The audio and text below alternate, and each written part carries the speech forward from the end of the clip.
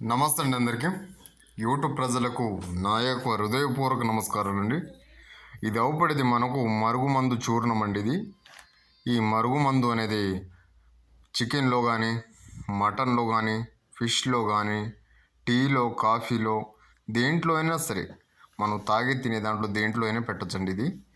ఇది ఎవరికి పెట్టాలి అంటే ఇంట్లో భార్యాభర్తలకు కానీ, లవర్స్ కానీ, అత్త కోడలు కానీ, మన పిల్లగాళ్ళకి కానీ ఎవరికైనా సరే మన మాట వినాలి, మన చెప్పు చేతల్లో ఉండాలి అని అనుకున్న వారికి ఇది ఒక్కసారి పెడితే ఎలాంటి వారైనా సరే మనకు కేవలం 3 రోజుల్లో మనకు వశమవుతారు.